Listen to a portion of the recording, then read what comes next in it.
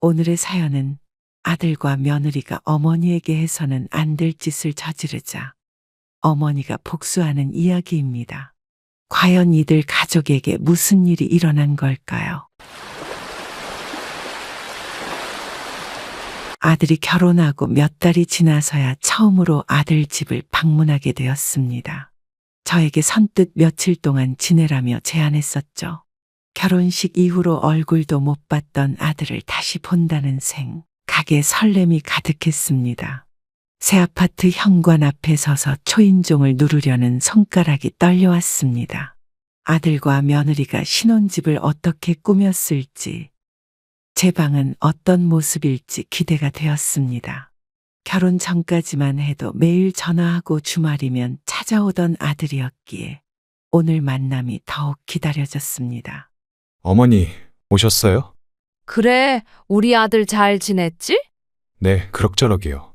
어머니, 짐이 많으시네요. 우선 방부터 보여드릴게요. 거실을 지나 복도 끝 작은 방으로 향했습니다. 창문도 없는 좁은 공간에 낡은 이불 하나가 덩그러니 놓여 있었습니다. 방을 보는 순간 가슴 한구석이 아려왔습니다. 예전에는 엄마가 최고야 라며 안아주던 아들이었는데 이제는 낯선 사람이 되어버린 것 같았습니다. 결혼하기 전까지만 해도 아들은 엄마를 가장 소중한 사람이라고 했었는데 이제는 며느리 눈치만 보고 있었습니다. 신혼집이라 기대했던 것과는 달리 저를 위한 방은 마치 창고를 급하게 치운 듯한 느낌이었습니다. 저녁 준비됐어요. 나와서 드세요. 어머니, 저희는 친구 약속이 있어서 먼저 나가볼게요. 엄마, 냉장고에 반찬 있으니까 알아서 드세요. 저녁 약속이 있어서요. 다녀올게요. 현관문이 닫히는 소리가 들리자 한숨이 절로 나왔습니다. 벽에 걸린 아들 부부의 웨딩 사진을 보며 먹먹한 마음을 달랬습니다. 혼자 방에 앉아 있자니 이게 현실인지 꿈인지 분간이 되지 않았습니다. 이렇게 차갑게 대할 거면서 왜 방문하라고 했는지 의문이 들었습니다. 결혼식 날 아들이 제 손을 꼭 잡으며 엄마 걱정 마세요. 자주 찾아뵐게요. 라고 약속했던 게 엊그제 같은데 이렇게 달라질 줄은 몰랐습니다. 며느리의 차가운 눈빛과 아들의 어색한 태도를 보며 이제 저의 자리는 없다는 것을 느꼈습니다. 냉장고를 열어보니 반찬통 몇 개가 덩그러니 있었고 전자레인지로 데워 먹으라는 쪽지가 붙어 있었습니다. 아들이 좋아하던 음식을 해주고 싶어서 장을 보고 왔는데 그럴 기회조차 주지 않는 것 같아 마음이 아팠습니다. 방 안에서 들려오는 TV 소리에 귀를 기울이며 시간을 보냈습니다. 예전에는 제가 해준 음식을 맛있게 먹던 아들이 이제는 며느리와 외식하러 나가는 것을 보니 서운했습니다. 아들과 며느리가 나간 후 거실을 둘러보니 새 가구들과 예쁜 소품들로 가득했습니다. 하지만 제 방에는 오래된 이불과 작은 옷장만이 전부였습니다. 이사 오기 전 아들은 전화로 엄마 방도 예쁘게 꾸며놨으니까 기대하세요. 라고 말했었는데 현실은 너무 달랐습니다. 방 안에서 옷을 정리하면서 앞으로 어떻게 지내야 할지 걱정이 되었습니다. 아들이 결혼하면 함께 살며 손주도 보고 행복하게 지내리라 생각했던 제 꿈이 산산조각 나는 것 같았습니다. 한참을 앉아 있다가 화장실에 다녀오는데 아들 부부의 방에서 웃음소리가 들렸습니다. 여보, 오늘 저녁 맛있었죠? 정말 맛있었어. 라는 아들의 대답이 들려왔습니다. 시계는 이미 밤 10시를 가리키고 있었지만 아들은 제 방에 와서 불편한 건 없는지 묻지도 않았습니다. 며느리의 목소리에 밝게 웃는 아들의 모습을 상상하니 제 마음속에 있던 아들의 모습이 점점 흐려지는 것 같았습니다. 아침부터 거실에서 들려오는 아들 부부의 웃음소리에 잠이 깼습니다. 창문도 없는 방이라 시간이 몇 시인지 가늠하기가 어려웠습니다. 어제의 서운함을 뒤로하고 오늘은 맛있는 아침을 준비해 볼까 생각하며 일어났습니다. 어머니, 일어나셨어요? 그래, 내가 아침 차려줄게. 어머님은 앉아 계세요. 아침부터 무슨 고생을 하세요? 어머니는 라면 드실래요? 식탁에 앉아보니 아들 앞에는 계란 프라이와 베이컨이 놓여 있고 며느리는 샐러드를 먹고 있었습니다. 며느리는 냉장고에서 컵라면을 꺼내 전자레인지에 돌렸습니다. 식탁에는 제가 어제 사온 반찬들이 그대로 놓여 있었습니다. 저희는 점심에 고기 먹으러 갈 건데 어머니는 고기 안 드시죠? 아들은 며느리를 툭툭 치며 말했습니다. 엄마, 우리 친구들이랑 약속이 있어요. 이따 나가볼게요. 제가 손수 만든 반찬은 쳐다보지도 않고 컵라면으로 때우라니 마음이 아팠습니다. 어제 저녁에 이어 오늘 점심까지 아들 부부는 외식을 하러 나가고 저만 혼자 남겨졌습니다. 어머니, 저희 늦을 것 같아요. 하필 어머니가 약속이 있으실 때 오셔가지고 그렇게 됐네요. 알았다. 너희끼리 맛있게 먹고 와. 반찬 있으니까 드세요. 냉장고에 김치도 있어요. 밥은 밥솥에 있으니까 알아서 드세요. 식탁을 치우면서 어제 가져온 반찬들을 다시 싸기 시작했습니다. 이제는 제가 해주는 음식이 필요 없다는 걸 깨달았기 때문입니다. 며느리가 제 음식을 못마땅해 하는 것이 느껴져서 이제는 요리하고 싶은 마음도 사라졌습니다. 전화기를 내려놓고 방으로 들어와 이불을 덮고 누웠습니다. 새벽녘이 되어서야 아들 부부가 돌아오는 소리가 들렸습니다. 앞으로 이곳에서 얼마나 더 지내야 할지 걱정이 되었습니다. 거실 창밖으로 아들 부부가 손을 잡고 걸어가는 모습이 보였습니다. 밤이 되자 방 안의 기온이 뚝 떨어졌습니다. 난방이 꺼진 건지 이불을 덮고 있어도 한기가 느껴졌습니다. 낡은 이불 한 장으로는 추위를 막기에 역부족이었습니다. 보일러 온도를 확인하러 거실로 나가보니 제 방에 난방만 꺼져 있었습니다. 어머니, 아직 안 주무셨어요? 추워서 보일러 좀 보려고. 아, 어머니 방은 보일러가 고장났어요. 며칠 전부터 그랬는데 아직 못 고쳤네요. 수리기사님 부르면 될 거예요. 한밤중에 거실로 나온 제가 못마땅한지 며느리의 목소리가 차가웠습니다. 온몸이 떨려와 방으로 돌아왔습니다. 옷장을 열어보니 얇은 담요 하나가 있었습니다. 이불을 겹쳐 덮어봐도 바닥에서 올라오는 한기는 막을 수가 없었습니다. 엄마, 추운가? 아니야. 괜찮아. 내일 수리기사 불러볼게. 오늘만 참아요. 떨리는 몸을 감싸 안고 누웠지만 잠은 쉽게 오지 않았습니다. 아들 부부의 방에서는 따뜻한 온기가 새어나왔습니다. 이불 속에서 몸을 웅크리고 있자니 아들이 어렸을 때가 떠올랐습니다. 예전에는 아들이 추운 날이면 제 품에 파고들어 잠들곤 했었는데 이제는 제가 추위에 떨어도 모른 척하는구나 싶었습니다. 한밤중에 화장실에 가고 싶어도 방 밖으로 나가기가 겁이 났습니다. 며느리의 눈치가 보여 이불을 더 달라는 말도 못하고 밤을 지새웠습니다. 아침이 되어서야 잠이 들었는데 며느리의 큰 목소리에 눈을 떴습니다. 어머니, 일어나세요. 벌써 점심시간이에요. 벌써 시간이 그렇게 됐니? 한밤 동안 못 잤더니. 며느리는 문을 닫고 나갔고 저는 다시 이불 속으로 들어갔습니다. 추위 때문에 몸이 으슬으슬 떨렸지만 아들 부부에게 말할 수가 없었습니다. 장롱 속에 이불도 낡고 얇은 것뿐이었습니다. 거실에서 TV를 보고 있으니 아들 부부의 대화가 들려왔습니다. 여보, 어머님이 자꾸 귀찮게 하시면 어떡해요? 내가 말할게. 좀 피곤한데. 아들의 한숨 소리가 제 가슴을 찔렀습니다. 저녁이 되어도 아들은 제 방에 들르지 않았습니다. 결혼 전에는 일이 아무리 바빠도 하루에 서너 번씩 전화하던 아들이었는데 이제는 옆방에 있어도 인사조차 건네지 않았습니다. 며느리의 친정어머니가 전화할 때면 밝게 웃으며 통화하는 아들의 모습이 더욱 서럽게 느껴졌습니다. 예전에 다정하고 따뜻했던 아들은 온데간데 없고 이제는 낯선 사람이 되어버린 것만 같았습니다. TV 소리에 묻혀 흐느끼는 제 모습이 창피하게 느껴졌습니다. 아들과 며느리가 자신들의 방문을 닫자 저도 조용히 방으로 들어왔습니다. 이렇게 차갑게 변할 거면서 왜 이곳에 오라고 했는지 의문이 들었습니다. 어린 시절 아들의 재롱잔치 비디오를 보면서 밤을 지새웠습니다.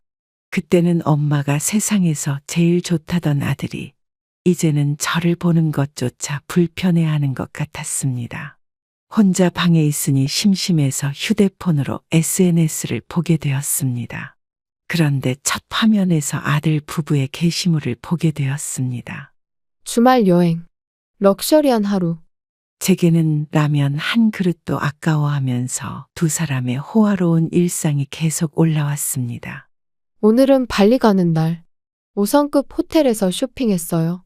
우리 부부만의 여유. 저를 홀대하면서도 호화로운 생활을 즐기는 모습에 마음이 아팠습니다. 저는 창문도 없는 방에 갇혀 있는데 아들 부부는 호화로운 삶을 살고 있었습니다. 제가 해준 음식은 쳐다보지도 않으면서 비싼 레스토랑은 매일 다니는 것 같았습니다. 아들을 키우느라 한 번도 해외여행 한 적 없는 제가 떠올랐습니다. 한 장의 사진마다 가슴이 미어져 왔습니다. 더는 보고 싶지 않아 휴대폰을 내려놓았습니다. 창문도 없는 이 작은 방에 앉아 호화로운 삶을 사는 아들 부부를 생각하니 눈물만 났습니다. 제가 고생해서 모은 돈으로 저렇게 즐기고 있다는 게 더욱 속상했습니다. 이제는 SNS도 보고 싶지 않아졌습니다. 오늘은 시댁과 처가 식구들이 모두 모이는 첫 번째 가족 모임이 있는 날이었습니다. 아침부터 며느리는 분주하게 음식을 준비했고 저는 거들고 싶었지만 부엌에 들어가지도 못했습니다. 예전 같았으면 제가 주도해서 음식을 했을 텐데 이제는 구경만 해야 했습니다. 어머니. 오늘 저희 친정 어머니 오시니까 신경 좀 써주시면 감사하겠습니다. 그래, 알았다. 내가 뭐 도와줄까? 아니에요. 제가 할게요. 음식 같이 하면 더 좋을 텐데. 어머님은 방에 계세요. 며느리의 단호한 말에 다시 방으로 들어왔습니다. 식구들이 하나둘 모이기 시작했고 거실은 금세 시끌벅적해졌습니다. 어머님, 이제 나와 보세요. 사부인 좀 야위신 것 같아요. 잘 지내시죠? 그럼요. 잘 지내요. 처가 식구들의 안부 인사가 오갔지만 아들은 제 눈을 피했습니다. 식사 자리에서 며느리는 처가 식구들에게는 극진히 대했습니다. 어머님, 이거 드세요. 제가 특별히 준비했어요. 이것도 좀 드셔보세요. 하지만 저에게는 반찬을 건네주는 일도 없었습니다. 우리 딸이 음식 솜씨가 대단하네. 맞아요. 제가 복이 많아요. 처가 식구들의 칭찬이 이어질 때마다 아들은 활짝 웃었습니다. 예전에 제가 해주던 음식을 좋아하던 아들의 모습이 떠올랐습니다. 저녁이 되어 식구들이 돌아가고 난 뒤 아들과 며느리의 대화가 들렸습니다. 어머님이 오늘 좀 실수하신 것 같아요. 그러게. 앞으로는 조심해야겠어. 먹는 속도가 조금 빠르신 것 같아. 대화를 듣고 있자니 가슴이 미어졌습니다. 밤이 되어 혼자 방에 누워 지난 날을 회상했습니다. 중학교 시절 아들이 친구들을 데려와 제가 해준 음식을 맛있게 먹던 모습이 떠올랐습니다. 고등학교 때는 입시 스트레스를 받을 때마다 제 음식을 먹으며 위로를 받곤 했었는데 대학 시절에도 방학이면 집으로 돌아와 제일 먼저 찾던 것이 제가 해주는 음식이었습니다. 하지만 이제는 그 모든 것이 추억으로만 남았습니다. 내일이면 다시 시골 집으로 돌아가야 했습니다. 이렇게 서운한 마음을 안고 돌아가는 것이 마음 아팠지만 더는 이곳에 있고 싶지 않았습니다. 베란다에서 빨래를 널던 중 마주친 옆집 할아버지의 인사에 쓸쓸한 마음이 북받쳐 올랐습니다. 아침부터 한숨만 나오는 제 모습이 초라하게 느껴졌습니다. 요즘 많이 힘드신가 봐요. 아니에요. 그냥 제가 며칠째 보니 표정이 많이 안 좋아 보이세요. 이야기 좀 나눠볼까요? 이웃의 눈에도 보일 만큼 제 표정이 좋지 않았나 봅니다. 어쩌다 보니 저는 할아버지에게 그동안 있었던 일들을 말하게 되었습니다. 제 얘기를 들어주셔서 감사해요. 언제든 찾아오세요. 할아버지의 따뜻한 말씀에 마음이 조금은 위로받는 것 같았습니다. 이렇게 낯선 이웃이 걱정해 주는데 정작 아들은 제 마음을 몰라주는 것이 더욱 서러웠습니다. 아들이 퇴근하고 돌아오면 이야기를 해볼까 했지만 며느리의 눈치가 보여 말을 꺼낼 수가 없었습니다. 이웃의 따뜻한 관심도 받아들일 수 없는 처지가 되어버린 제 모습이 서글펐습니다. 저는 그렇게 아들과 며느리에게 서운함만 남긴 채 집으로 돌아갔습니다. 그러고 몇 달 후, 아침부터 아들 부부의 분주한 움직임이 들렸습니다. 평소와는 다르게 며느리의 목소리에 다정함이 묻어났습니다. 문을 열고 나가보니 아들이 제 앞에 무릎을 꿇고 앉았습니다. 어머니, 부탁드릴 게 있어요. 엄마, 우리 애기 가질 것 같아. 그래서 어머니께 부탁드리고 싶은데 첫째 손주 좀 봐주실 수 있으세요?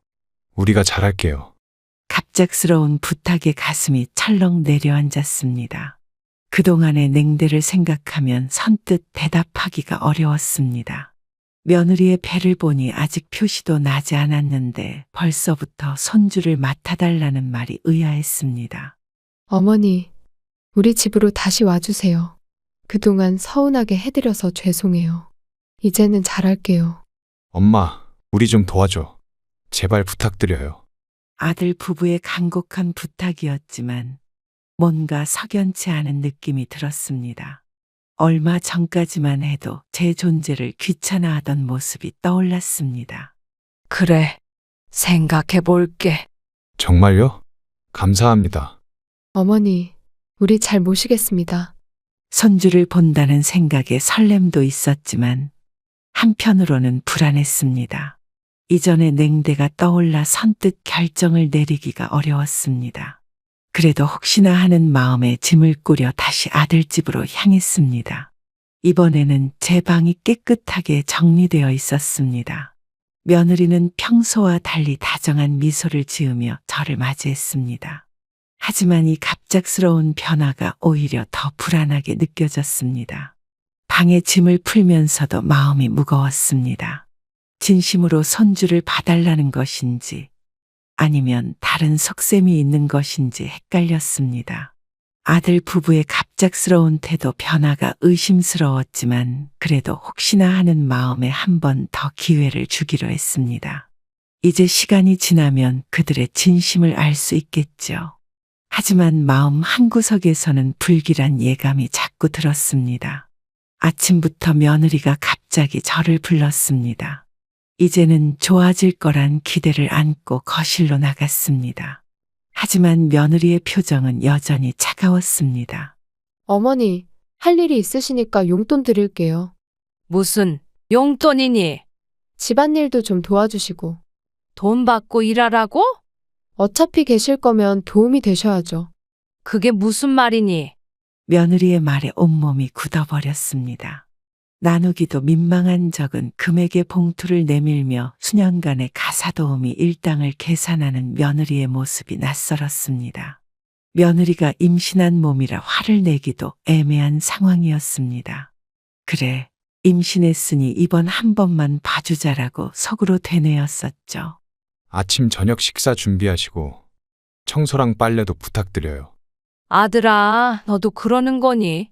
엄마, 우리도 맞벌이라 힘들어서 월급은 제가 챙겨드릴게요. 아들은 며느리의 눈치만 보며 말을 잇지 못했습니다. 결국 제가 가사도우미가 된 것입니다. 마치 가정부를 대하듯 지시하는 며느리의 태도가 가슴을 아프게 했습니다. 어머니, 설거지는 다 하셨나요? 저녁 메뉴도 생각해 두셔야 해요. 전화를 끊고 나니 가슴이 미어졌습니다. 내 아들의 집에서 하녀 취급을 받는 이 현실이 믿기지 않았습니다. 손주를 봐달라는 명목으로 불렀지만 결국은 싼 값에 부리는 가정부를 구한 것이었습니다. 한밤중에 목이 말라 물을 마시러 부엌으로 나왔습니다. 조용히 물을 따르려는데 아들 부부의 방에서 이야기 소리가 들려왔습니다. 여보, 어머님 재산이 얼마나 될까요? 글쎄, 시골에 논밭도 있고 아버님 보험금도 꽤 되잖아요. 그것도 있지. 근데 어머님이 우리한테 주실까? 당연히 우리한테 주시겠지. 물컵을 들고 있던 제 손이 떨려왔습니다. 그래서 내가 어머님 모시자고 한 거예요. 그런 속셈이었어? 당연하죠. 같이 지내면서 재산을 조금씩 가져오는 거예요. 그럼 우리가 잘 보여야겠네. 그동안 의심했던 것이 사실이었다는 게 더욱 아팠습니다. 어머님 돈 받고 일하시게 하는 것도 다 계획이에요. 그래야 우리가 유산 받을 자격이 있다고 하실 테니. 역시 당신은 똑똑해. 이제 우리도 좋은 집으로 이사 가겠네. 조용히 방으로 돌아와 이불을 덮고 누웠습니다. 가슴 속에서 무언가가 툭 하고 끊어지는 것 같았습니다. 그토록 사랑했던 아들이, 그토록 믿었던 내 새끼가 이런 마음이었다니. 밤새 이불 속에서 소리 없는 눈물을 흘렸습니다. 남편이 남겨준 재산을 노리고 이렇게 차갑게 대했다는 걸 알고 나니 더는 이곳에 있고 싶지 않았습니다. 예전에 아들이 엄마, 나중에 내가 효도할게 라고 약속했던 말이 떠올랐습니다. 새벽이 되어서야 아들 부부의 방이 조용해졌습니다. 하지만 제 마음속의 소라는 쉽게 가라앉지 않았습니다. 이제는 결정을 내려야 할 때가 온 것 같았습니다. 더는 이런 속셈으로 가득 찬 집에서 살고 싶지 않았습니다. 돈을 위해 저를 이용하려 했다는 사실이 너무나도 아팠습니다. 시계는 새벽 3시를 가리키고 있었지만 잠은 오지 않았습니다. 아들의 진심을 알게 된 이 밤이 제 인생에서 가장 길고 어두운 밤이었습니다. 낮잠에서 깨어나 방문을 열려는데 이상한 소리가 들렸습니다. 제 가방을 뒤지는 소리였습니다. 조용히 문을 열어보니 며느리가 제 가방을 뒤지고 있었습니다. 통장과 보험 서류를 찾는 모양이었습니다. 며느라, 지금 뭐 하는 거야? 어머니, 그게 네가 이러면 안 되지 않니? 어머님 오해하지 마세요. 내 가방을 왜 뒤지냐고. 순간 며느리의 얼굴이 붉어졌습니다. 그리고 며느리는 아들에게 뛰어갔습니다. 여보, 어머님이 저를 도둑 취급해요. 엄마, 무슨 일이에요? 네 마누라가 내 가방을 뒤지고 있었어. 그럴 리가 없어요. 내가 직접 봤다. 어머니가 잘못 보신 거예요. 아들은 며느리의 편을 들었습니다. 제가 본 것을 부정하는 아들의 모습에 가슴이 아팠습니다. 아들아, 네가 이럴 줄은 몰랐다. 엄마가 와이프를 미워해서 그러는 거죠? 난 분명히 봤어. 어머니, 제가 왜 그런 일을 해요? 통장이랑 지갑 찾으려고 했지? 순간 며느리의 얼굴이 굳어졌습니다. 아들은 여전히 며느리 편만 들었습니다. 엄마, 이제 그만하세요. 어머니가 저를 너무 싫어하시는 것 같아요. 며느리의 연기에 화가 치밀었습니다. 어제 밤 들었던 대화가 떠올랐습니다. 내 돈이 그렇게 궁금했어?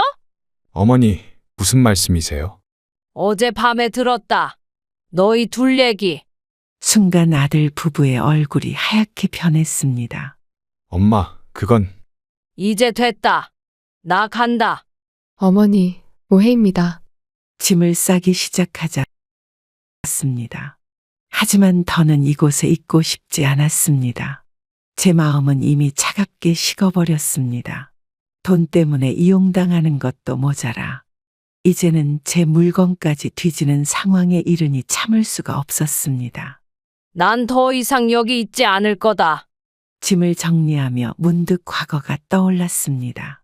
아들을 키우느라 고생했던 시절의 기억이 물밀듯이 밀려왔습니다. 남편이 교통사고로 하늘나라로 가고 홀로 5살 아들을 키워야 했던 그때가 생각났습니다. 엄마, 아빠는 언제 와? 배고파요. 엄마, 나도 학원 보내줘. 다른 애들처럼. 새벽부터 밤늦게까지 식당 일을 하면서도 아들 생각에 힘을 낼 수 있었습니다. 남들 다 보내는 학원은 보내주지 못해 미안한 마음에 밤늦게까지 공부를 봐줬던 기억이 났습니다. 아픈 아들을 업고 병원에 갔던 날도 있었고, 학교 행사에 참여하지 못해 미안하다며 울던 날도 있었습니다. 엄마, 나 첫 월급 받으면 효도할게. 우리 엄마가 최고야. 나중에 크면 꼭 보답할게요. 엄마 고생하는 거 다 알아요. 대학에 합격하고 기뻐하던 아들의 모습이 눈앞에 선했습니다. 첫 월급을 받아 미역국을 사들고 왔던 날, 얼마나 기뻤는지 모릅니다. 힘들게 공부해서 취업하고 승진하던 날 제일 먼저 저를 찾아왔던 아들이었습니다. 하지만 결혼하고 나서 아들은 완전히 달라져 버렸습니다. 그 모든 약속과 사랑이 거짓이었다는 게 더욱 마음 아팠습니다. 이제는 돈 때문에 저를 이용하려 하는 아들을 보며 지난 세월이 더욱 허무하게 느껴졌습니다. 밤늦게까지 일하면서도 아들 생각에 웃을 수 있었던 그 시절이 그리웠습니다. 제가 해준 음식을 맛있게 먹던 아들의 모습도 이제는 추억이 되어버렸습니다. 학창시절 아들 도시락을 싸면서 행복했던 그때가 떠올랐습니다. 이제는 그 어떤 정성도 통하지 않는 것 같아 마음이 아팠습니다. 20살이 되던 해 처음으로 받은 카네이션을 가슴에 달아주던 순간이 생각났습니다. 그토록 힘들게 키웠던 세월이 이렇게 막을 내리게 될 줄은 몰랐습니다. 혼자서도 굳세게 자라준 아들이 자랑스러웠는데 이제는 낯선 사람이 되어버렸습니다. 짐을 정리하면서도 서운한 감정을 쉽게 사그라들지 않았습니다. 아들의 어린 시절 사진을 보며 지나온 시간들을 돌아보았습니다. 집으로 돌아오고 나서 며칠째 가슴이 답답하고 숨쉬기가 힘들었습니다. 병원에 가봐야 할 것 같아 발걸음을 옮기던 중 혹시나 하는 마음에 아들에게 시험을 해봤습니다. 그동안 아들이 마음에 변화가 있는지 궁금했습니다. 제 유산도 아들에게 물려줄지 말아야 할지 해결해야 했으니까요. 아들아, 내가 좀 아픈가 봐. 무슨 일이세요? 가슴이 답답하고 숨이 잘 안 쉬어져. 그냥 좀 쉬세요. 병원에 한번 가봐야 할 것 같아. 너가 좀 지원해 줄 수 있니? 아들의 반응은 차가웠습니다. 엄마, 요즘 병원비 장난 아니에요. 내가 절반은 낼게. 많이 아프신 것도 아닌데 괜히 돈 쓰지 마세요. 많이 아프다. 아들은 제가 화를 낸 이후로 아직도 기분이 상한 상태였습니다. 일단 와이프한테 물어볼게요. 며느리는 더 심했습니다. 어머니, 또 무슨 일이세요? 병원비 누가 내실 건데요? 어머님 통장에 얼마나 있다고. 결국 혼자서 동네 의원을 찾아갔습니다. 큰 병원 가보셔야 할 것 같습니다. 검사를 더 정밀하게 해봐야 돼요. 의사 선생님의 말씀에 깜짝 놀랐습니다. 떨리는 마음으로 아들에게 전화를 걸었습니다. 엄마, 또 왜요? 큰 병원에 가봐야 한대. 지금은 바빠요. 엄마, 저희한테 모질게 하셨으면서 왜 필요할 때만 찾으시나요? 아들은 전화를 끊어버렸습니다. 돈이 아까워 친어머니의 병원비도 아까워하는 아들을 보며 마음이 무너져 내렸습니다. 이젠 아들에게 유산을 물려주기 위한 모든 시험은 끝났습니다. 아픈 몸을 이끌고 변호사 사무실을 찾았습니다. 더는 이렇게 살 수 없다는 결심이 섰기 때문입니다. 변호사님, 유산을 자식에게 주지 않을 수 있나요? 당연합니다. 어머님 재산은 어머님 마음대로 하실 수 있죠.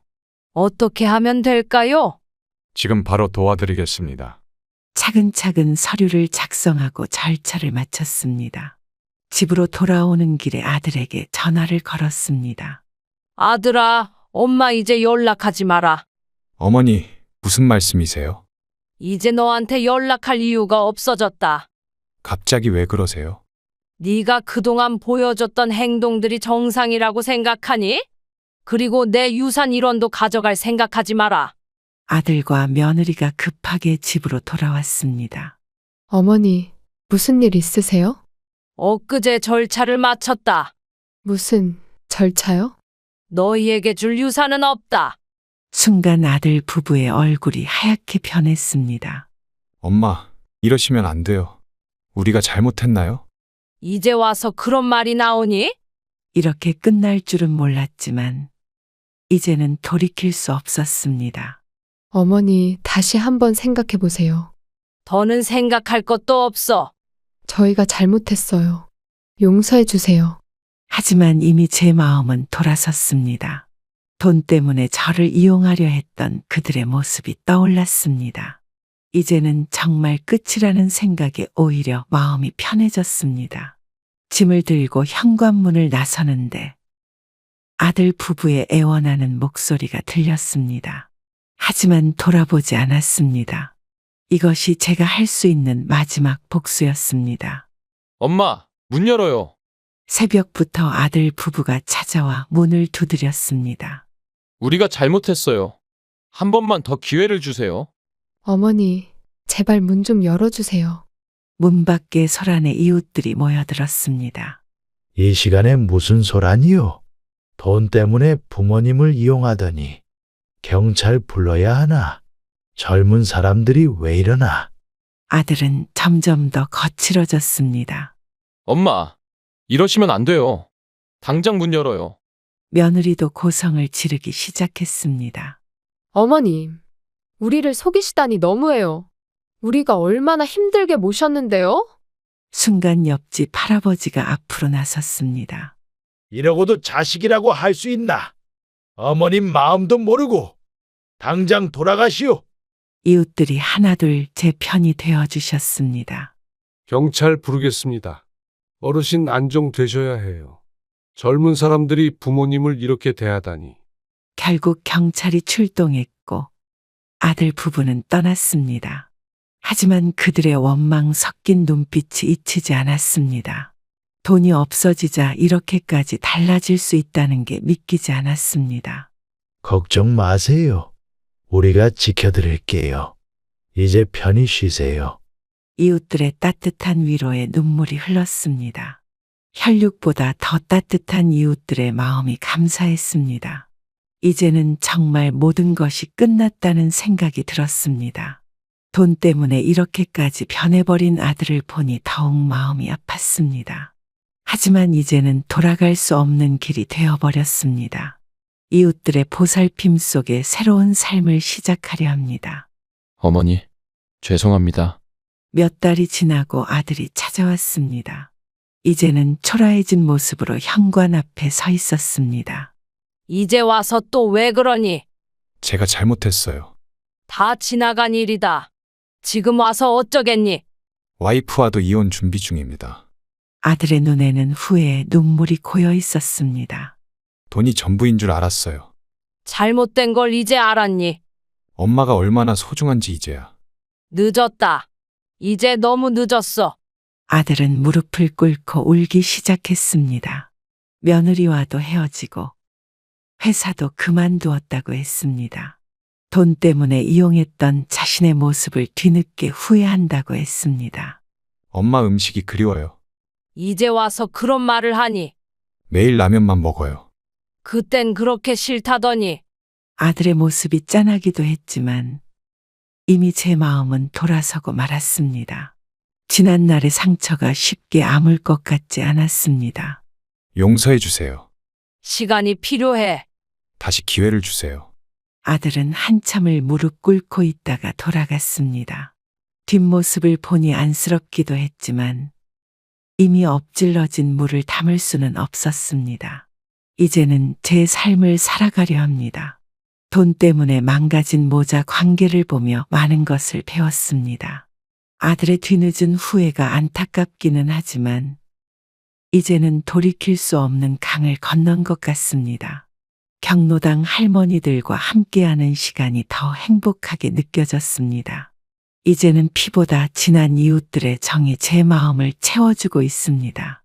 옛집을 정리하러 시골로 내려가기 전 마지막으로 집안을 둘러보았습니다. 남편과 함께 살았던 추억이 가득한 공간이었습니다. 여보, 이제 나 혼자 살아가야 해요. 빛바랜 결혼 사진을 바라보며 혼잣말을 했습니다. 그동안 잘 견뎌왔죠? 이제는 정말 놓아야 할 것 같아요.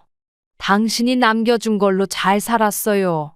먼지 쌓인 장롱을 열어보니 남편의 양복이 그대로 걸려 있었습니다. 결혼식 날 입었던 하얀 드레스도 접어둔 그대로였습니다. 여보, 기억나요? 이거 입고 찍은 사진. 그때는 참 행복했는데. 남편과 찍은 마지막 사진을 보며 눈물이 흘렀습니다. 우리 아들 잘 크길 바랐는데. 당신이 보면 많이 실망하겠죠? 서랍 속 남편의 유품들을 하나씩 정리했습니다. 옛날에 받았던 러브레터, 반지, 시계, 모든 게 추억이었습니다.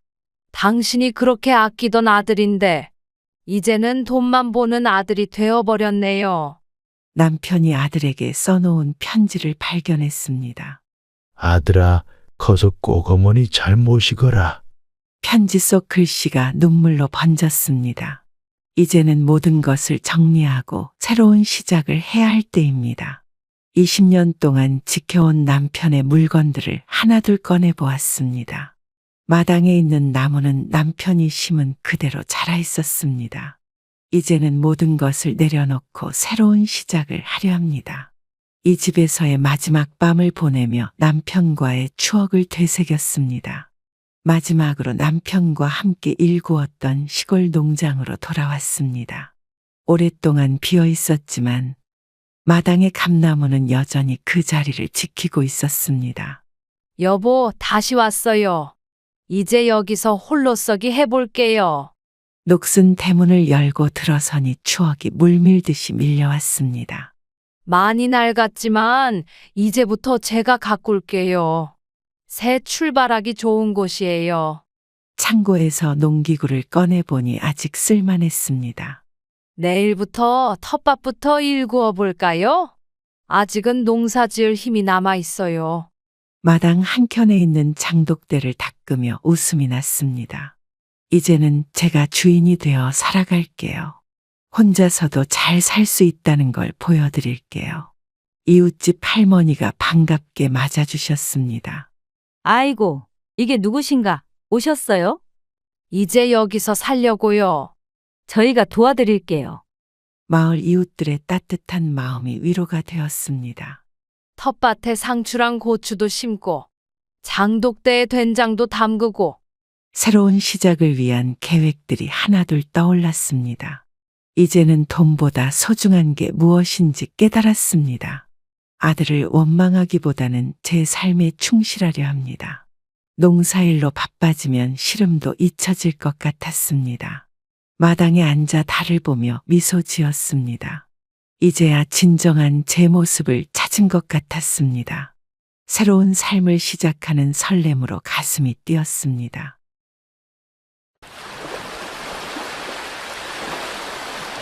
이른 새벽부터 저녁까지 야채 장사를 하며 살았던 제 인생이 벌써 30년이 넘었습니다.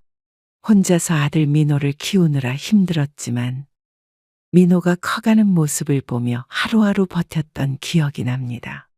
아들이 대학을 졸업하고 좋은 직장까지 얻었을 때는 제가 잘 키웠다는 뿌듯함이 들었죠. 어머니, 결혼하고 싶은 사람이 생겼어요. 그래?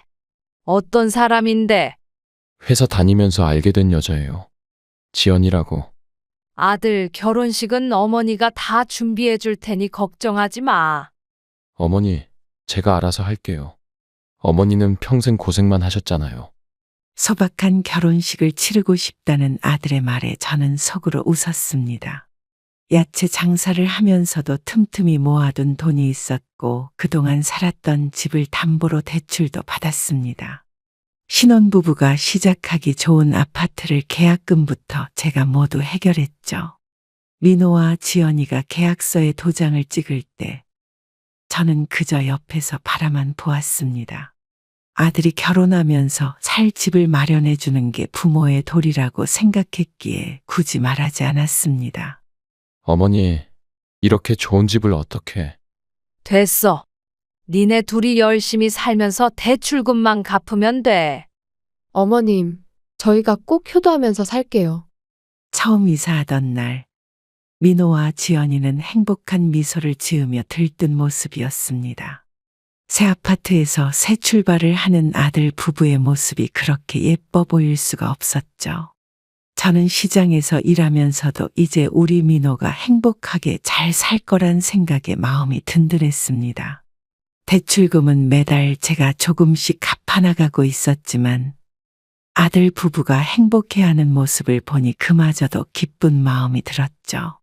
시장 일을 하다 보면 허리가 아프고 다리가 시큰거리지만 이제 내 아들이 가정을 꾸렸다는 생각에 하루하루가 감사했습니다. 새벽에 일어나 시장에 나가기 전 아들 부부의 집 앞을 지날 때마다 괜스레 미소가 지어졌죠. 어머니, 저희 잘 살고 있죠? 걱정하지 마세요. 민호의 그 한마디에 제 가슴 한켠이 따뜻해지는 걸 느꼈습니다. 야채 좋아하는 며느리를 위해 매일 싱싱한 채소를 골라 챙겨주는 재미도 쏠쏠했죠. 아들 부부의 두 번째 손주 소식을 들었습니다.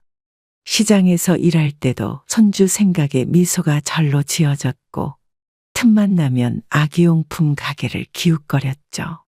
임신한 며느리를 위해 매일 신선한 과일과 채소를 챙겨주며 10달을 함께 보냈습니다. 어머니, 저 이번 주에 출산할 것 같아요. 지연아, 걱정 말고 엄마한테 다 맡기렴. 죄송한데 어머님, 제가 출산하고 나서 부탁드릴 게 있어요. 우리 며느리 걱정 말고 말해봐. 제가 출산휴가 끝나고 복직해야 하는데 친정엄마가 멀리 계셔서요. 아, 그거? 내가 다 알아서 할 테니까 걱정하지 마.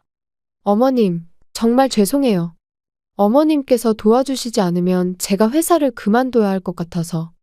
출산을 앞둔 며느리의 걱정스러운 표정을 보니 저절로 마음이 쓰였습니다. 아들과 며느리가 맞벌이를 하면서 새집 대출금도 갚아야 하는 상황이었죠. 며느리의 부탁이 부담스럽긴 했지만 손주도 보고 아이 키우는 재미도 느낄 수 있을 것 같았습니다. 퇴직금으로 노후를 준비하려 했던 계획은 잠시 미뤄두기로 했죠. 며느리가 복직하면 제가 손주를 돌봐주기로 약속했습니다. 아들과 며느리는 안도의 한숨을 내쉬며 고마워했죠. 저는 시장 일을 하면서도 손주를 돌볼 생각에 설레는 마음이 들었습니다. 다른 상인들에게 손주 이야기를 하다 보면 하루가 더 빨리 지나가는 것만 같았죠. 며느리의 출산 휴가가 끝나고 직장에 복귀하면서 저의 새로운 일상이 시작됐습니다.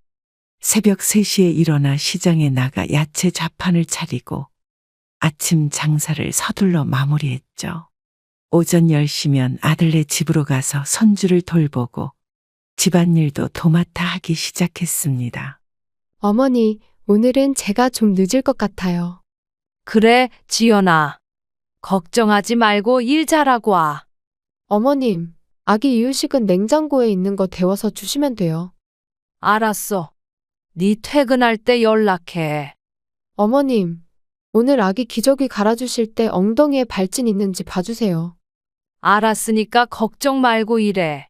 어머님, 저희가 너무 어머님께 기대는 것 같아서 죄송해요. 손주를 돌보다 보면 시장에서 쌓인 피로가 눈 녹듯이 사라졌습니다. 아기가 웃으며 제 품에 안길 때면 하루의 고단함이 모두 씻겨나갔죠. 장사할 때 틈틈이 봐두었던 육아 방법들을 하나씩 실천하며 손주를 돌보는 재미가 쏠쏠했습니다. 이유식도 직접 만들어 먹이고 기저귀도 수시로 갈아주며 정성을 다했죠. 며느리가 퇴근하기 전에는 집안 청소와 빨래까지 말끔히 해두었습니다. 저녁이면 아들과 며느리가 편히 쉴 수 있도록 장에서 사온 신선한 반찬거리로 저녁 준비도 해두었죠. 피곤할 법도 한데 손주를 돌보는 일이 즐거워 하루하루가 감사했습니다. 아침부터 무릎이 시큰거렸지만 오늘도 손주를 돌보기 위해 아들네 집으로 향했습니다. 시장 일로 이미 피로가 쌓여있는 상태였지만 손주의 웃음소리를 생각하며 발걸음을 재촉했죠. 계단을 오를 때마다 무릎 관절이 욱신거렸지만 엘리베이터를 기다리는 시간이 아까웠습니다. 무릎이 아파도 손주를 안고 재워야 할 때면 아픈 줄도 모르게 지나갔습니다. 병원에 가보니 관절염이 꽤 진행된 상태라고 했지만 손주를 돌봐야 한다는 생각에 치료는 미뤄두었죠. 약을 먹으면서도 손주를 돌보는 일은 쉬지 않았습니다. 밤이 되면 무릎은 더욱 아파왔지만 손주가 잘 자라는 모습을 보면 그마저도 견딜만 했죠. 며느리의 말처럼 저도 취미 생활을 하고 싶은 마음이 있었지만 지금은 손주가 더 중요하다고 생각했습니다. 무릎 통증이 심해질 때면 잠시 주저앉아 쉬었다가 다시 일어나곤 했죠. 시장에서 장사할 때도 손주를 돌볼 때도 쉬지 않고 움직여야 했기에 통증은 점점 심해져만 갔습니다. 그날은 평소보다 더 심한 교통체증이 있었고 아들네 집에 도착하는 시간이 늦어졌습니다. 며느리가 중요한 회의가 있다며 서둘러 달라고 연락했지만 도로는 꽉 막혀 있었죠. 버스에서 내려 빠른 걸음으로 이동했지만 결국 약속한 시간보다 30분이나 늦었습니다. 어머님, 왜 이렇게 늦으신 거예요? 지연아, 오늘 차가 많이 막혔다. 어머님 때문에 중요한 약속에 늦었잖아요. 어머니가 이러실 줄 몰랐어요. 제가 얼마나 난처했는지 아세요? 이제 어머님 혼자 계시는 게 나을 것 같아요. 아들은 며느리의 말에 아무 대꾸도 하지 않은 채 고개만 숙이고 있었습니다. 제 아들이 한마디라도 해주길 바랐지만 끝내 침묵만 지켰죠. 그동안 시장 일과 손주 돌보기를 병행하면서 힘들었던 순간들이 주마등처럼 스쳐 지나갔습니다. 아들의 침묵이 저를 더욱 서글프게 만들었죠. 며느리는 화가 난 얼굴로 회사에 가버렸고 저는 그 자리에 홀로 남아 손주를 바라보았습니다. 손주의 작은 손이 제 얼굴을 만지작거리는데 눈물이 나려는 걸 꼭 참았죠. 그날 이후로 아들과 며느리의 태도가 달라지기 시작했습니다. 시장에서 야채를 정리하다가 갑자기 눈앞이 캄캄해졌던 그날을 잊을 수가 없습니다. 쓰러진 저를 옆가게 주인이 발견하고 119를 불러주었다고 했죠. 응급실로 실려가면서 아들에게 연락했지만 한참이 지나서야 답장이 왔습니다. 민호야, 네 어머니가 쓰러져서 응급실에 왔다. 아, 정말요? 부산은 하시죠? 그래, 그래도 엄마가 지금 병원에 있어. 죄송한데 이따가 끝나고 가볼게요. 그동안 어머니 좀 부탁드릴게요. 저녁에 꼭 갈게요. 죄송해요. 그래, 일 잘 보고 와. 의사 선생님은 과로와 스트레스로 인한 저혈압 증세라고 했습니다. 주사를 맞고 링거를 맞으면서도 저는 아들이 올 때까지 기다렸죠. 하지만 아들은 오지 않았습니다. 아마 이웃 주민이 곁에 있다고 하니 안심하고 방문하지 않았나 봅니다. 옆 침대 할머니가 물 한 컵을 건네주셨는데 그제야 목이 마르다는 걸 깨달았죠. 간호사가 보호자 연락처를 물어볼 때마다 괜찮다고만 답했습니다. 밤이 되어서야 퇴원했지만 아들의 연락은 없었죠. 시장에서 야채를 파는 일도 손주를 돌보는 일도 이제는 제게 너무 버거워진 것 같았습니다. 병원에 입원한 지 3일째 되는 날 옆병실의 할머니가 저에게 말을 걸어오셨습니다. 매일 아침 일찍 와서 보살펴주는 할머니의 딸을 보며 부러운 마음이 들었죠.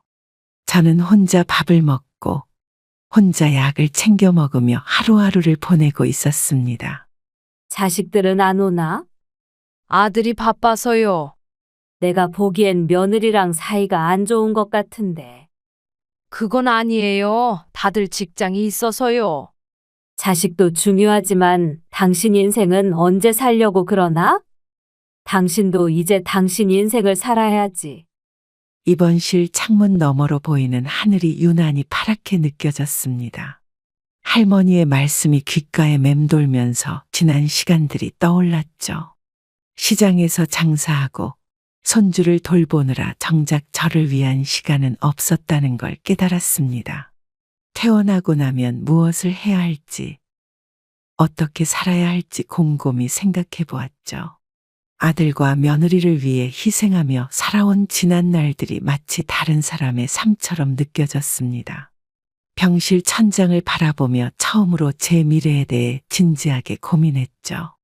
할머니의 말씀은 제게 새로운 삶의 방향을 제시해 주는 것만 같았습니다.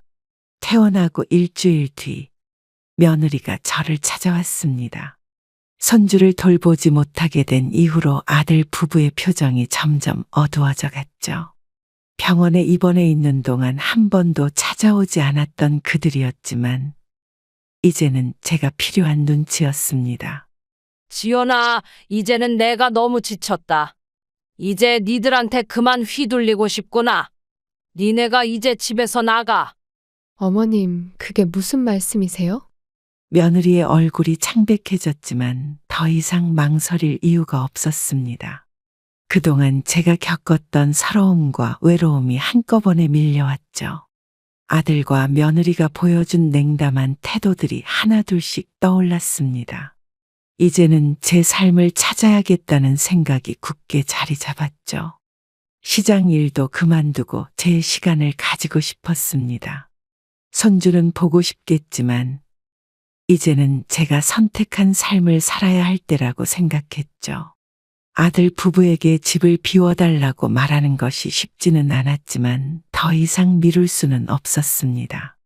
그동안 감추어왔던 진실이 밝혀지는 순간이었죠. 아들은 신혼집의 진짜 주인이 저라는 사실을 알고는 충격에 빠진 듯 했습니다. 어머니가 우리를 속이신 거예요. 네 시작이 힘들까봐 그랬던 거야. 그럼 매달 나가는 대출금도 어머니가 다 내신 거예요. 그래, 돈 걱정하지 말고 살라고 했던 거야. 그런데 이제 와서 우리 보고 나가라고 하시는 거예요. 내가 번 돈으로 산 집이니까. 어머니는 우리를 완전히 내쫓으실 생각이었던 거네요. 아들의 목소리에서 배신감이 묻어났지만 저는 더 이상 설명하고 싶지 않았습니다.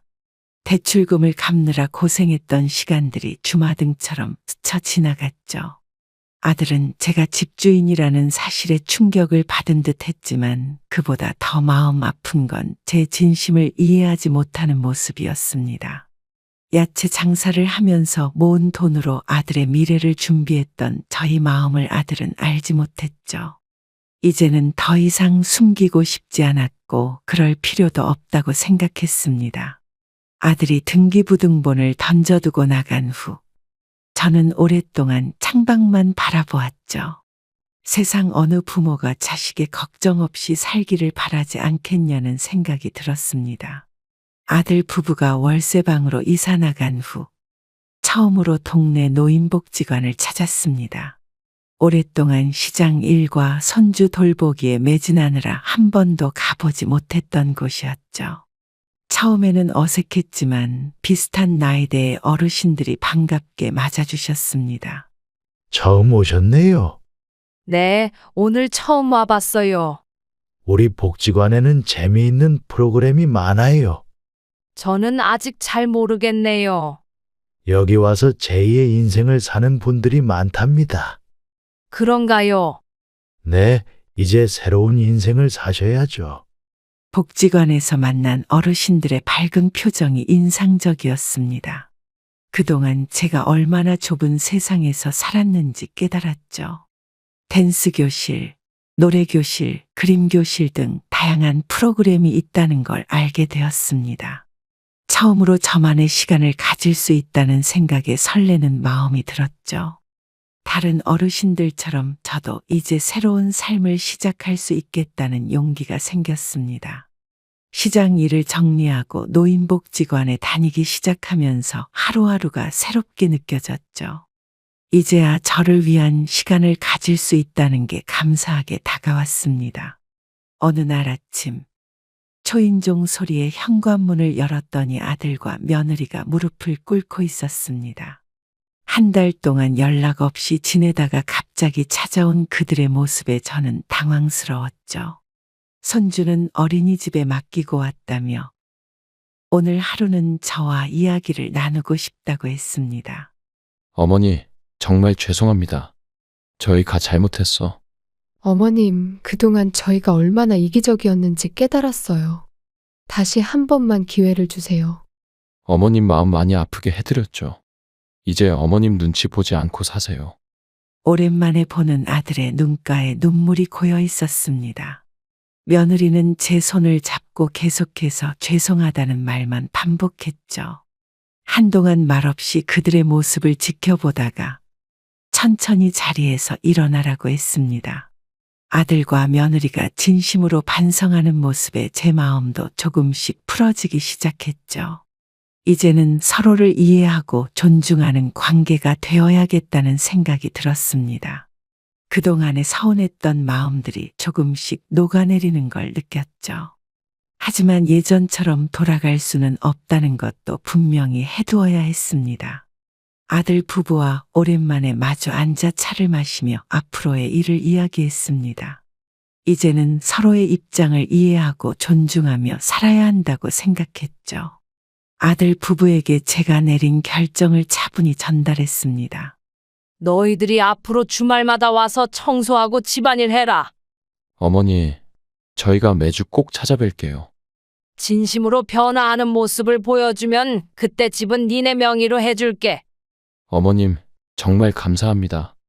이제는 저희가 어머니 모시고 살게요. 앞으로는 우리가 어머님께 효도하면서 살겠습니다. 그래, 앞으로 지켜볼 거야. 앞으로는 제 삶도 소중히 하면서 살겠다는 다짐을 했습니다. 아들 부부도 이제는 달라져야 한다는 걸 깨달은 것 같았죠. 서로의 공간과 시간을 존중하면서 지내자고 약속했습니다. 앞으로는 강요나 부담 없이 서로를 배려하며 살기로 했죠. 지난날의 아픔을 뒤로하고 새로운 관계를 시작하고 싶었습니다. 집은 언젠가 아들 부부의 것이 되겠지만 그 전에 그들의 진심을 확인하고 싶었죠. 이제는 서로가 서로를 이해하고 배려하는 관계가 되길 바라는 마음이었습니다. 약속대로 매주 주말이면 아들 부부가 찾아와 집안일을 돕기 시작했습니다. 아들은 손주와 함께 근처 공원에서 시간을 보내며 육아에 적극적으로 참여했죠. 며느리는 집안 구석구석을 깨끗이 청소하고 정리하는 모습이 달라졌습니다. 오늘은 제가 반찬 만들어 볼게요. 어머님, 아직도 허리 아프신 거 아니에요? 이번 주말에는 저희가 빨래도 해드릴게요. 오늘은 일찍 와서 저녁 준비할게요. 어머니, 저희가 효도하면서 살게요. 아들이 손주와 함께 보내는 모습을 보며 흐뭇한 미소가 지어졌습니다. 육아에 서툴던 아들이 이제는 제법 아빠다운 모습을 보여주었죠. 며느리도 집안일을 하면서 종종 저희 건강을 걱정해 주었습니다. 무엇보다 손주가 아빠와 함께 시간을 보내며 행복해하는 모습이 보기 좋았죠. 강요가 아닌 자발적인 마음으로 변화하는 그들의 모습에 저도 조금씩 마음을 열었습니다. 이제는 서로를 이해하고 배려하는 관계로 발전해가는 것 같아 기뻤죠. 주말마다 함께 보내는 시간이 늘어나면서 가족의 의미를 다시 한번 생각하게 되었습니다. 노인복지관에서 시작한 댄스 교실이 저희 새로운 인생을 열어주었습니다. 처음에는 서툴렀지만 열심히 배우다 보니 이제는 댄스 교실 회장까지 맡게 되었죠. 어느 날 복지관 선생님의 권유로 시니어 모델 오디션에 참가하게 되었습니다. 한영숙님, 이제 무대에 올라가실 차례예요. 와, 우리 할머니다. 어머님, 정말 멋있으세요. 엄마, 너무 자랑스러워요. 저기 계신 분이 제 어머님이세요. 어머니, 이제 진짜 연예인 되시는 거예요? 무대에 오르면서 떨리는 마음도 있었지만 이상하게 설레는 기분이 들었습니다. 관중석에서 응원하는 아들 가족의 모습에 더욱 자신감이 생겼죠. 시니어 모델 활동을 시작하면서 제 인생에 재임하기 열린 것 같았습니다. 이제는 저를 시장 할머니가 아닌 모델 한영숙이라고 부르는 게 익숙해졌죠. 복지관 친구들과 함께하는 시간이 늘어나면서 매일매일이 새로웠습니다. 아들과 며느리도 제가 하고 싶은 일을 응원해주어 더욱 힘이 났죠. 이제는 진정한 제 모습을 찾은 것 같아 행복합니다. 여러분들도 남 눈치 보지 말고 새로운 일에 도전해 보세요. 생각보다 어렵지 않습니다. 그동안 남을 위해 헌신하셨다면 이제는 자신을 위한 삶을 살아보시는 게 어떨까요? 오늘의 사연은 아들과 며느리가 어머니에게 해서는 안 될 짓을 저지른 끔찍한 이야기입니다. 과연 이들 가족에게 무슨 일이 일어난 걸까요? 남편과의 갑작스러운 이별은 저희 모든 일상을 멈추게 했습니다. 30년을 함께 살아온 사람이 교통사고로 한순간에 세상을 떠나버렸다는 현실이 믿기지 않았어요. 장례식장에는 많은 조문객이 찾아와 위로를 건네주었지만 그 어떤 말도 제 마음에 닿지 않았습니다. 어머니, 이제 정신 차리셔야죠. 아버지 가시고 나면 재산 정리도 해야 하고. 큰아들 현수가 술에 취한 채 불쑥 던진 말에 장례식장의 분위기가 얼어붙었어요. 형, 지금 그런 얘기할 때가 아니잖아. 아버지 가신 지 이틀밖에 안 됐어. 야, 네가 뭘 알아? 이런 거 빨리 정리 안 하면 나중에 더 복잡해져. 제발 그만해. 아버지도 이러실 거면 서운하실 거야. 아이고, 민수야. 형 취했나 보다. 좀 쉬라고 해라. 장례 절차가 끝나고 빈소를 정리하는 동안 현수의 말이 계속 머릿속을 맴돌았습니다. 아직 남편의 죽음도 받아들이지 못했는데 아들의 입에서 재산 얘기가 나온다는 게 너무 힘들었어요. 세상 착하기만 했던 우리 큰아들이 이렇게 변할 줄은 몰랐습니다. 어린 시절 동생을 챙기고 아버지를 존경했던 그 모습은 어디로 갔을까요? 술에 취해 한 말이라고 하기에는 너무 또렷했던 그 눈빛이 자꾸 떠올랐습니다. 어머니, 많이 힘드시죠? 저희가 옆에서 잘 모시겠습니다. 며느리가 건넨 말에도 왠지 마음이 편치 않았어요. 남편이 그렇게 아끼던 가족인데 왜 이렇게 서로가 낯설게 느껴지는 걸까요? 장례식장 구석에 혼자 앉아 있으니 지난 30년의 시간이 주마등처럼 스쳐 지나갔습니다. 결혼식 날 환하게 웃던 남편의 모습, 아이들을 키우며 함께 고생하던 순간들, 퇴직하고 둘이서 꾸며가던 조그만 정원까지. 빈소를 나서는 발걸음이 무거웠습니다. 우리 가족의 미래가 어떻게 흘러갈지 알 수 없었지만 한 가지 확실한 건 더 이상 예전의 평화로운 일상으로는 돌아갈 수 없다는 거였어요. 장례식장을 떠나며 남편의 영정사진을 바라보았습니다. 늘 가족을 위해 살았던 당신이 우리 가족의 이런 모습을 본다면 얼마나 가슴 아파하실까요? 하늘에서라도 우리 가족을 지켜봐 주세요. 장례를 치르고 일주일이 지났을까요? 큰아들 현수가 갑자기 저를 찾아왔습니다. 평소와는 다르게 정장 차림이었고 어딘가 조심스러운 태도였어요. 어머니, 이제 혼자 계시기 너무 위험하실 것 같아요. 저희 집으로 오세요. 현수의 갑작스러운 제안에 당황스러웠지만 그의 눈빛은 진심 어린 걱정이 담겨 있었습니다. 형, 갑자기 무슨 소리야? 어머니가 30년 넘게 사신 집인데. 민수야, 니도 어머니 걱정되지 않아? 이제 아버지도 안 계신데. 어머님, 저희가 잘 모실게요. 아이들도 할머니랑 같이 살고 싶어 해요. 며느리도 적극적으로 저를 설득하기 시작했어요. 어머니, 우리 집은 엘리베이터도 있고 편의시설도 좋아요. 여기선 계단 오르내리시기도 힘드시잖아요. 민수는 계속해서 반대했지만 현수 부부의 진심 어린 걱정에 마음이 조금씩 기울었습니다. 남편과 함께 가꾼 정원을 보며 한숨이 나왔어요.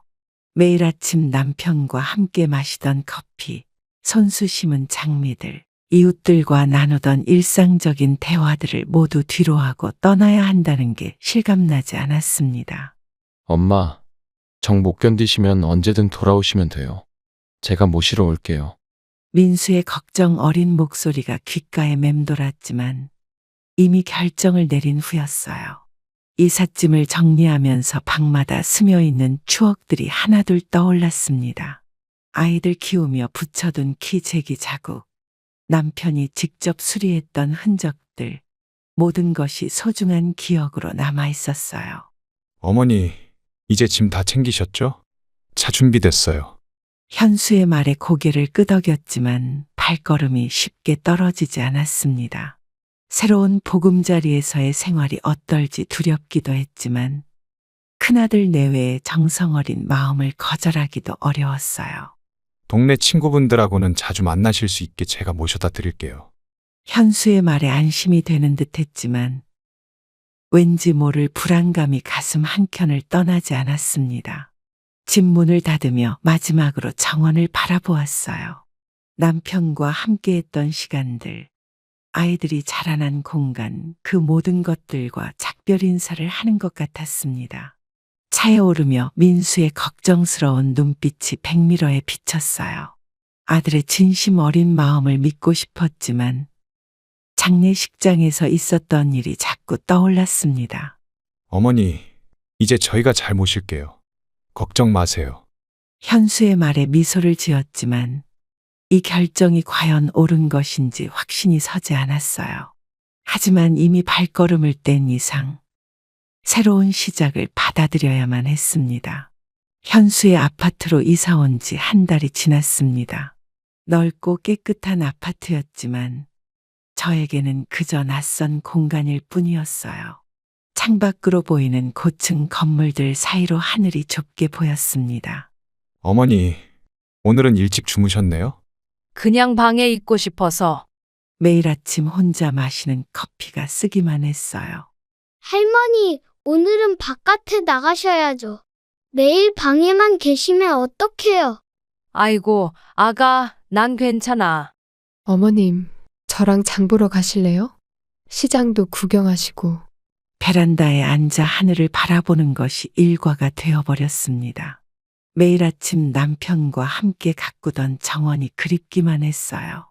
동네 마트에 가도 아는 얼굴 하나 없었고 엘리베이터에서 마주치는 이웃들도 어색한 인사만 건넬 뿐이었습니다. 옛집 근처 친구들에게 전화라도 하고 싶었지만 그들의 바쁜 일상을 방해하고 싶지 않았어요. 어머니, 저녁 드셨어요? 밥맛이 없어서. 식탁에 앉아도 음식이 목으로 넘어가지 않았습니다. 잠도 잘 오지 않아 수면제를 먹기 시작했어요. 어머님, 병원에 한번 가보시는 게 어떨까요?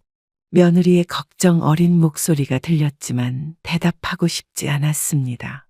밤이면 더욱 외로워졌어요. 아마도 남편을 보낸 지 얼마 되지 않아서 우울했나 봅니다. 창밖으로 보이는 수많은 불빛들 속에서 저는 더욱 고립된 것 같았습니다. 민수가 가끔 전화를 걸어왔지만 그에게 힘든 내색을 하고 싶지 않았어요. 아들들 걱정할까봐 애써 밝은 목소리를 냈습니다. 엄마, 많이 힘드시죠? 아니야, 잘 지내고 있어.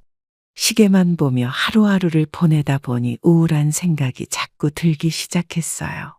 남편이 떠난 후유증이라고 생각했는데 낯선 환경에서의 외로움이 더해져 마음이 더욱 무거워졌습니다.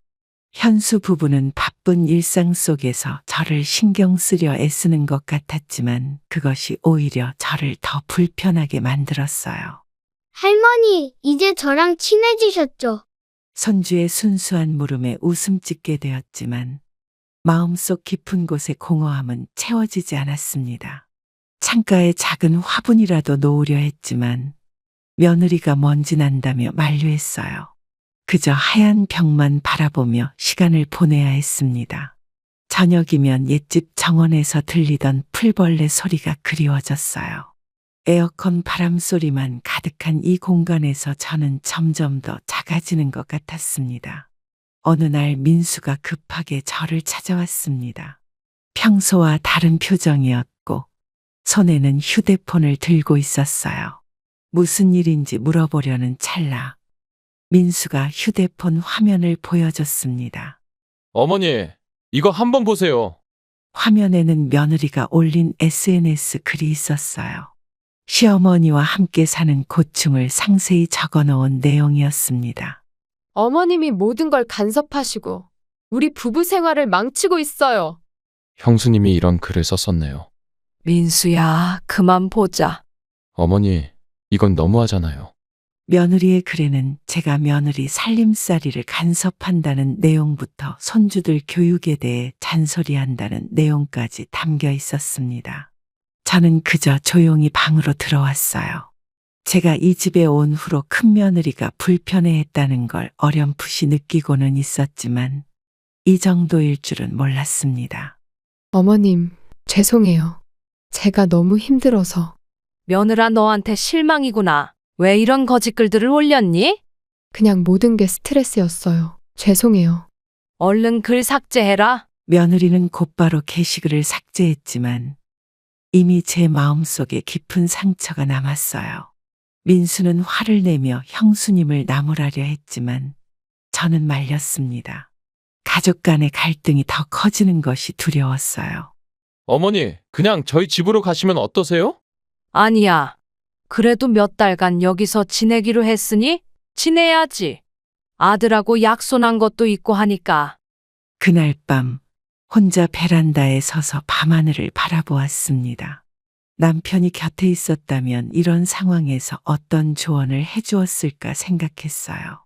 며느리의 글을 읽고 나니 그동안 제가 무심코 했던 말과 행동들이 며느리에게는 큰 부담이 되었을지도 모른다는 생각이 들었습니다. 아침이 되어도 며느리와 마주치기가 어색했어요. 서로 모른 척하며 지내는 게 더 편할 것 같았습니다. 어머님, 앞으로는 제가 더 조심할게요. 며느리의 사과에 고개를 끄덕였지만 이미 깨진 신뢰를 회복하기는 쉽지 않을 것 같았어요. 그날 이후로 저는 더욱 조심스럽게 행동하게 되었습니다. 손주들과 이야기할 때도 집안일을 도울 때도 며느리의 눈치를 살피게 되었어요. 매일 아침 깨어나면 가장 먼저 드는 생각이 오늘은 며느리의 기분을 어떻게 하면 상하지 않게 할 수 있을까 하는 것이었습니다. 이제는 제가 이 집의 주인이 아닌 불청객처럼 느껴졌어요. 며느리의 글이 삭제되었다고 해도 그 속에 담긴 진심은 지워지지 않을 것 같았습니다. 손주가 학교에서 돌아오는 시간이었습니다.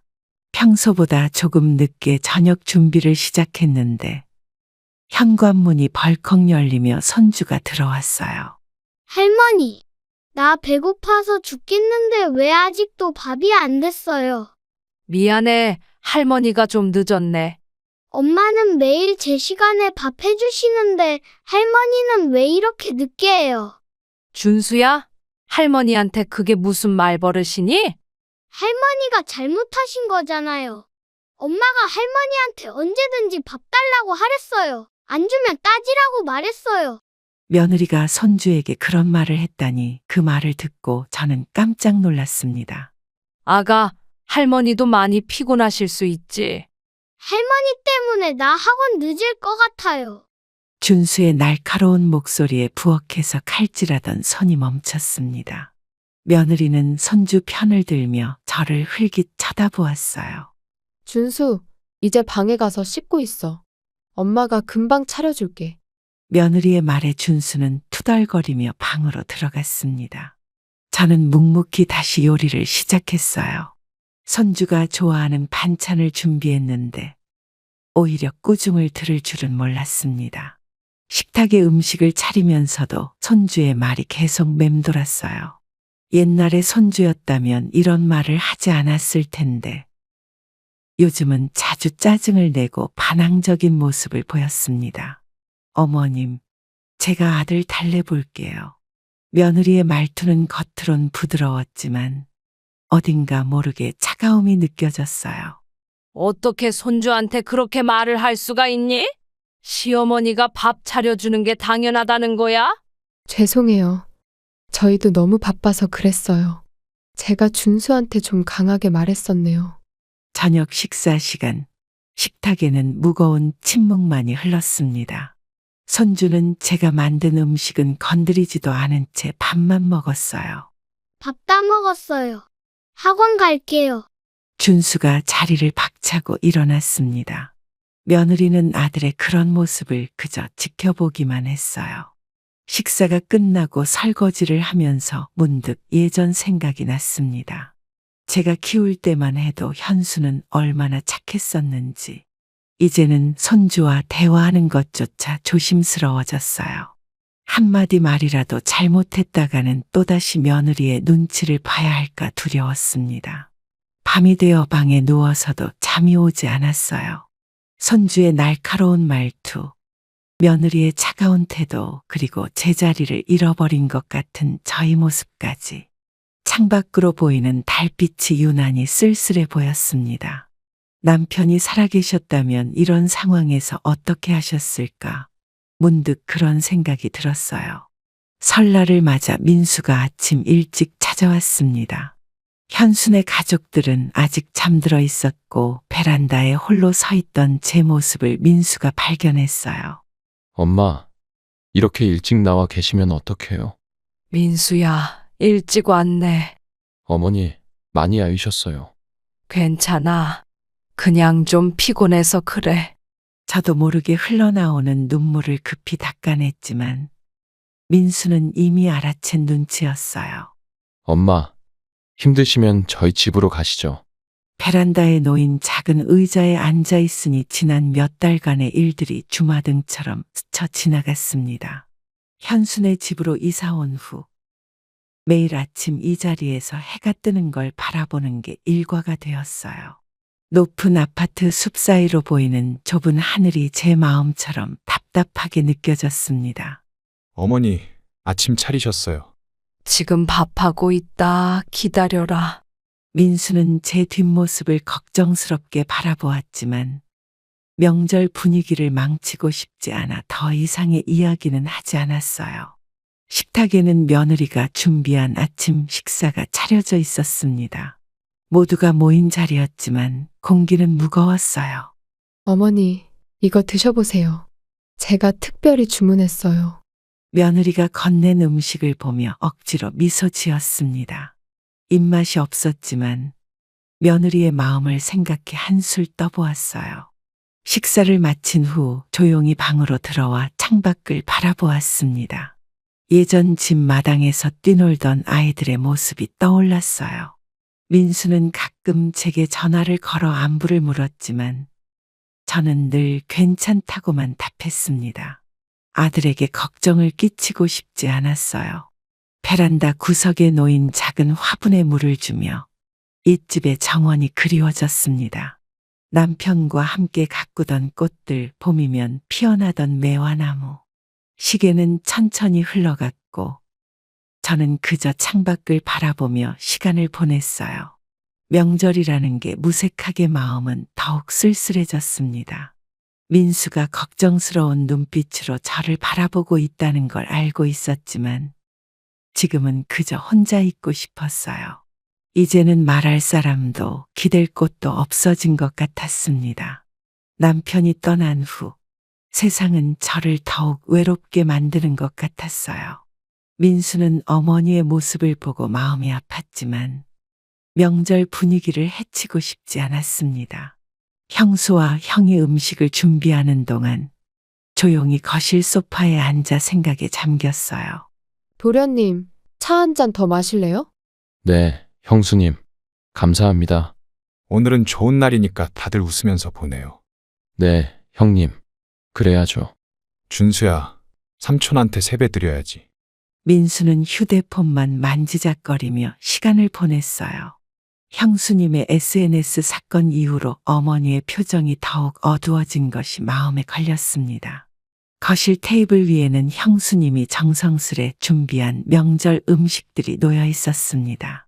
하지만 그 누구도 마음 편히 음식을 즐길 수 없는 분위기였어요. 삼촌, 이따 PC방 가면 안 돼요. 그래. 나중에 가자. 민수는 마음속으로 이 상황을 좀 더 지켜보기로 했습니다. 하지만 이게 과연 올바른 선택일까 하는 의문이 계속해서 마음을 무겁게 했어요. 저녁이 되자 현수는 술을 꺼내왔습니다. 명절이라고 조금 특별한 위스키를 준비했다며 잔을 채우기 시작했어요. 어머니, 나오세요. 다 같이 한잔해요. 난 괜찮아. 너희끼리 마셔. 형님, 너무 많이 드시는 거 아니에요? 오늘 같은 날 가족이 다 모였는데 내가 술도 못 마시나? 형, 벌써 반병이나 비우셨잖아요. 네가 뭘 알아? 내가 술도 내 맘대로 못 마시나? 현수는 자꾸만 술을 들이켰고 얼굴이 점점 붉어져 갔습니다. 며느리는 불안한 듯 남편의 행동을 지켜보았어요.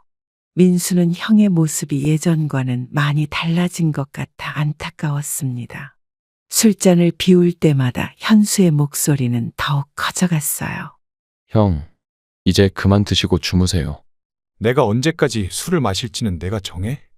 저는 방 안에서 아들들의 대화를 듣고 있었습니다. 현수의 거친 숨소리가 문틈으로 새어 들어왔어요.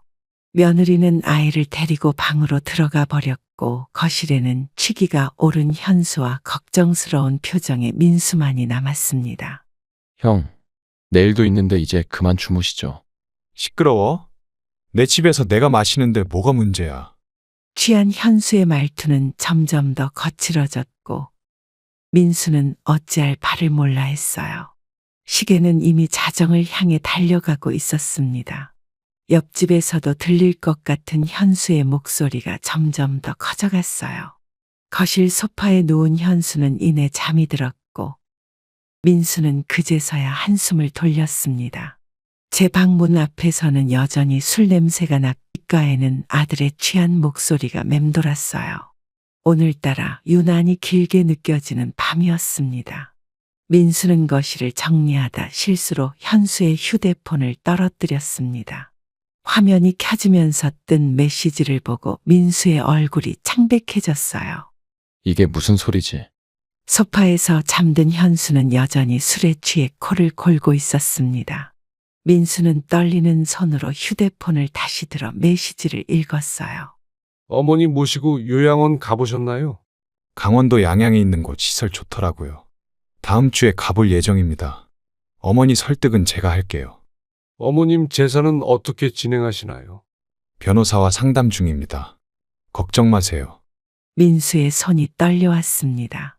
형이 어머니를 요양원에 보내려 한다는 사실이 믿기지 않았어요.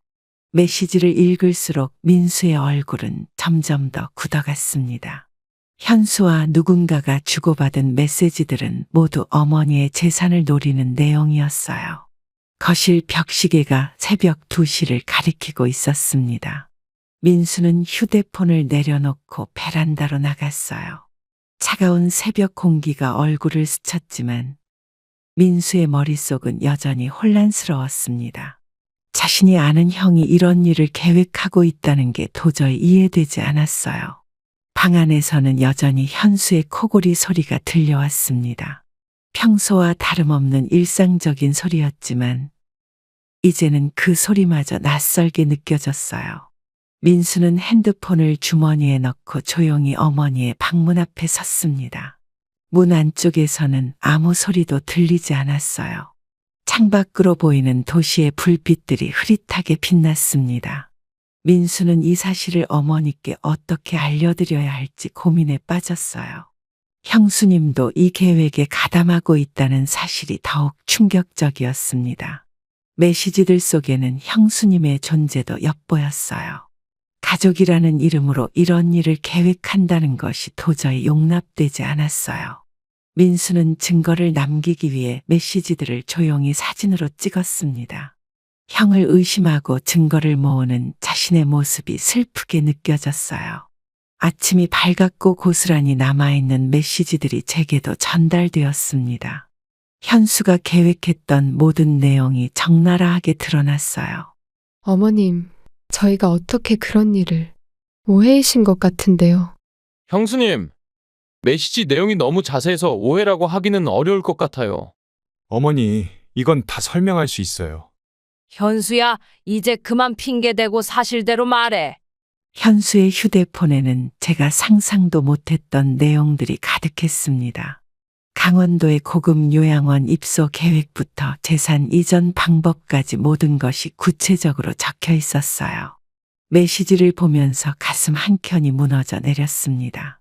제가 그토록 믿었던 큰아들이 이런 계획을 세우고 있었다는 사실이 너무나 충격적이었어요. 변호사와의 상담 내용도 있었습니다. 제 의사와는 상관없이 요양원으로 모시고 가는 방법, 재산 관리 위임장을 받아내는 절차까지 상세히 적혀 있었어요. 요양원 담당자와 주고받은 메시지도 있었습니다. 보증금과 월 이용료까지 구체적으로 논의한 흔적이 고스란히 남아 있었어요. 현수 부부는 창백한 얼굴로 서 있었고 민수는 분노를 참지 못하는 듯 했습니다. 어머님, 저희가 잘못했어요. 제발 용서해 주세요. 며느리의 말에도 이제는 아무런 감정이 들지 않았습니다. 그동안의 불편한 기색들이 모두 이런 계획 때문이었다는 걸 깨달았어요. 거실 탁자 위에는 어젯밤의 술병이 그대로 놓여 있었습니다.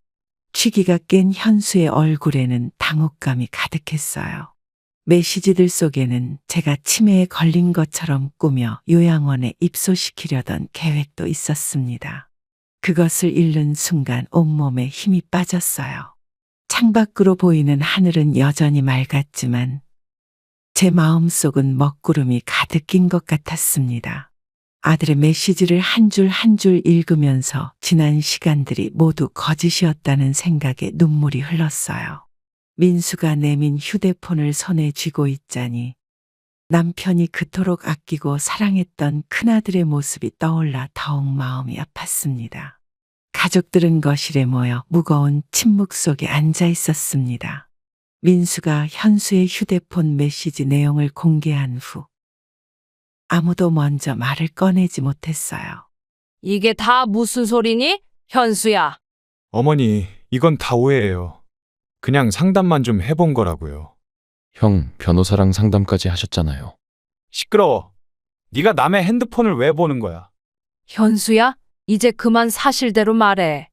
아니에요. 이건 다 민수가 꾸며낸 거예요. 거실의 공기는 점점 더 무거워졌고 현수의 목소리는 점점 더 날카로워졌습니다. 민수는 휴대폰을 테이블 위에 올려놓았어요. 화면에는 여전히 그 메시지들이 선명하게 남아 있었습니다. 이 증거들은 어떻게 설명할 거예요? 형.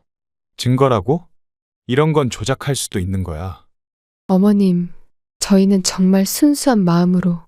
며느리의 말은 끝까지 이어지지 못했습니다. 제가 손을 들어 제지했기 때문이에요. 창밖으로 보이는 하늘은 점점 더 흐려져 갔어요. 민수가 꺼낸 증거들 앞에서 현수 부부는 계속해서 발뺌을 했습니다. 하지만 그들의 눈빛에서는 당황스러움이 역력했어요. 어머니, 저희도 다 어머니 생각해서. 그런 식으로 거짓말하지 마. 테이블 위에는 여전히 증거들이 놓여 있었고 현수의 얼굴은 점점 더 굳어갔습니다. 더 이상 변명할 말이 없어 보였어요. 이제는 모든 것이 명확해졌습니다. 그동안 현수가 보여준 관심과 걱정이 모두 재산을 노린 연기였다는 사실이 드러났어요. 민수는 조용히 증거들을 정리했고 저는 그저 묵묵히 창밖을 바라보았습니다. 마음속에서는 작은 폭풍이 일어나고 있었지만 겉으로는 평온을 유지하려 노력했어요. 민수가 현수의 휴대폰에서 또 다른 충격적인 내용을 발견했습니다. 변호사와 통화했던 내용이 모두 녹음되어 있었어요. 어머니, 이것 좀 들어보세요. 이게 또 뭐니? 형, 이런 통화 내용도 있었네요. 변호사님, 어머니 정신감정도 받아보면 좋을 것 같아서요. 녹음된 현수의 목소리는 너무나 또렷했습니다. 변호사와 나누는 대화 속에서 저를 정신적으로 불안정한 사람으로 만들려는 계획이 드러났어요. 어머니, 제가 잘못했어요. 이건 그냥 형, 이제 그만 변명하시죠. 이런 식으로 몰아가지 마. 다 너희들 때문이야. 녹음 내용은 계속 이어졌습니다.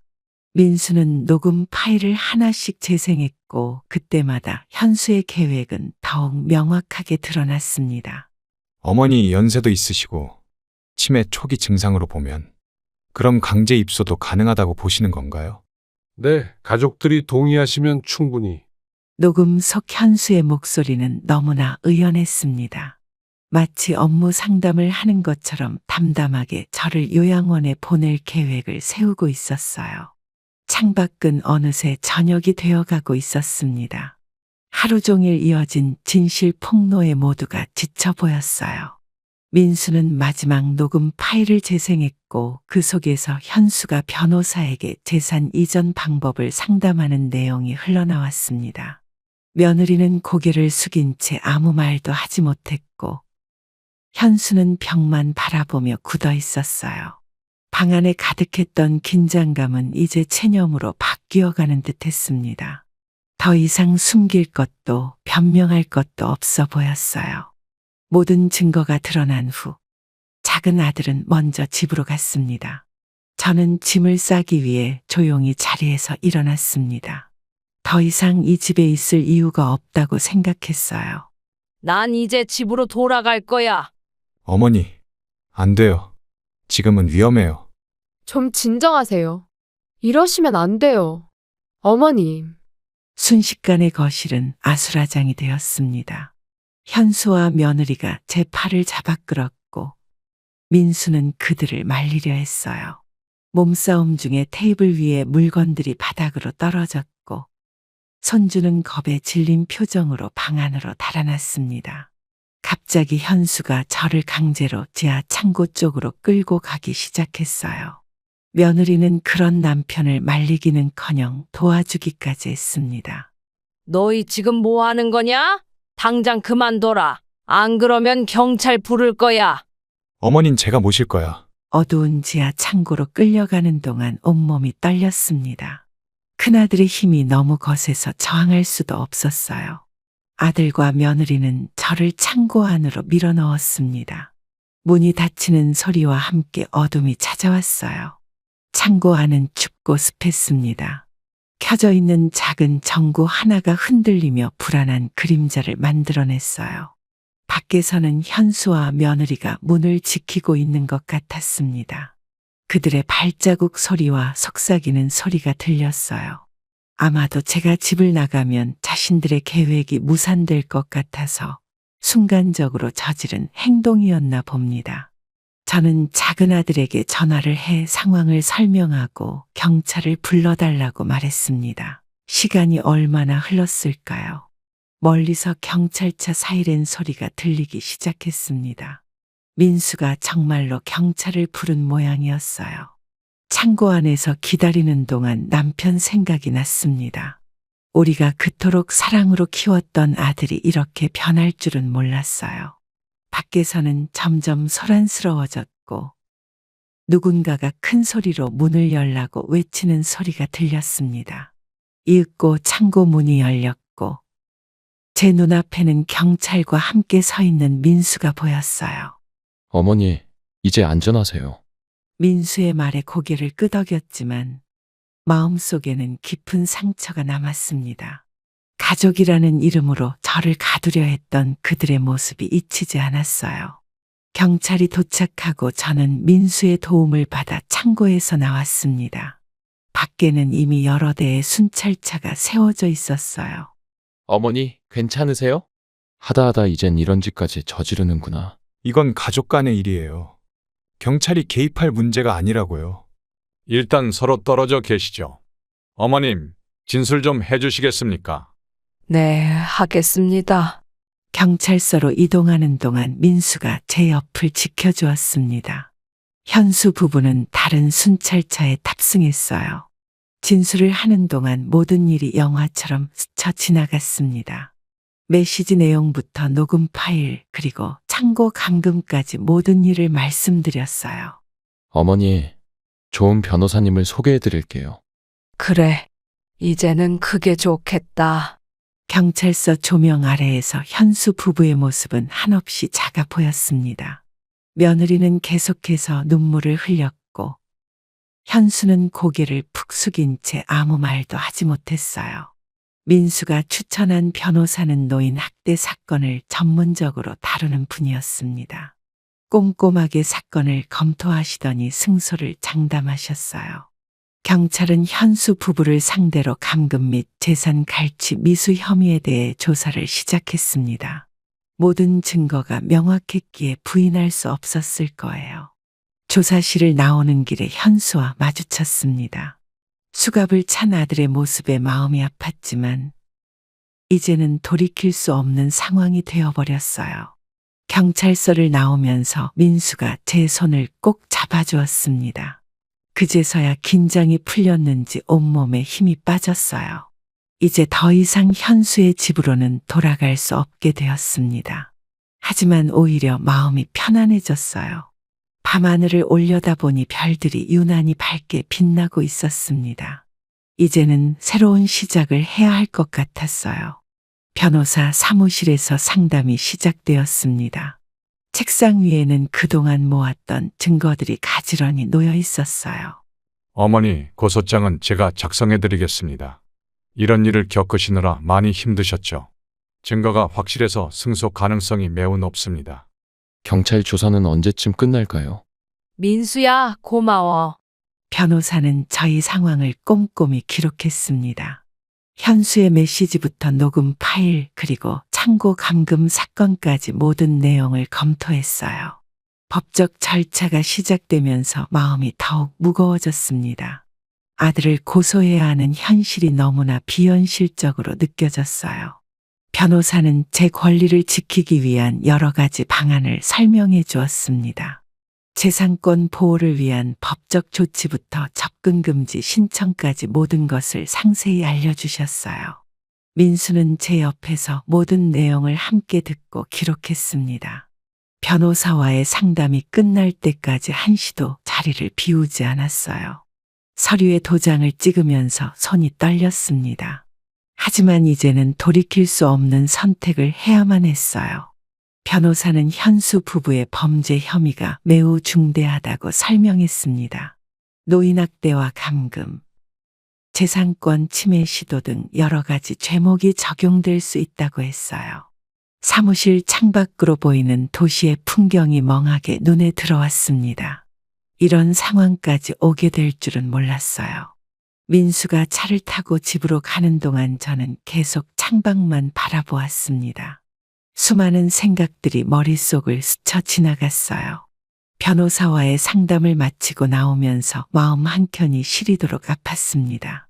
하지만 이제는 제 권리를 지켜야 할 때라고 생각했어요. 옛집으로 돌아가는 길에 민수가 제 손을 꼭 잡아주었습니다. 그 따뜻한 온기가 제게는 큰 위로가 되었어요. 이제부터가 진짜 시작이라는 생각이 들었습니다.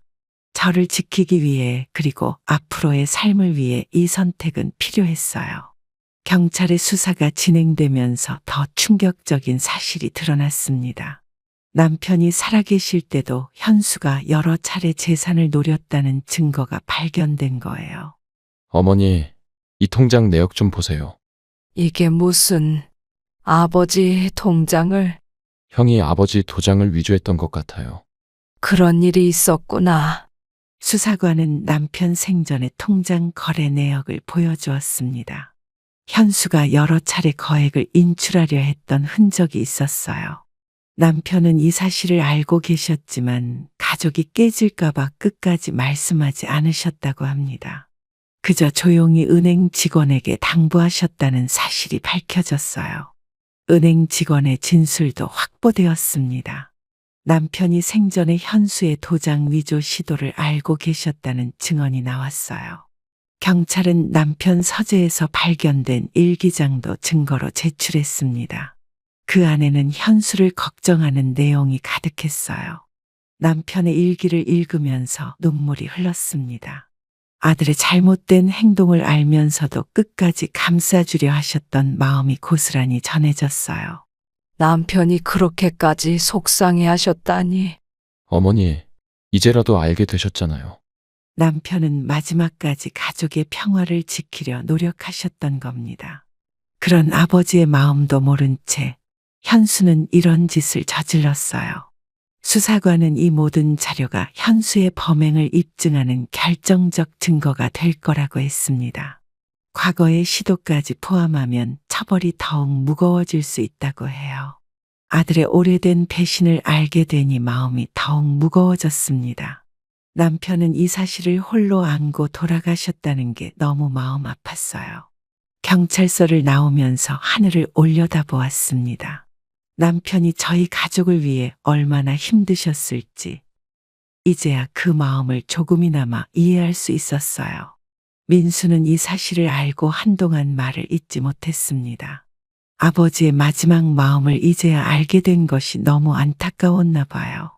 집으로 돌아오는 길, 차창 밖 풍경이 흐릿하게 보였습니다.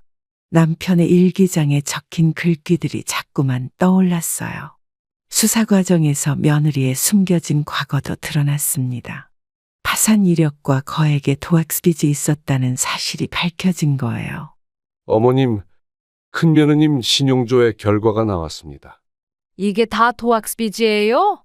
어머니, 저도 이런 사실은 몰랐어요. 도학스빚 때문에 재산을 노린 거였군요. 그러니까 나를 요양원에 보내고 재산 차지하려는 거구나.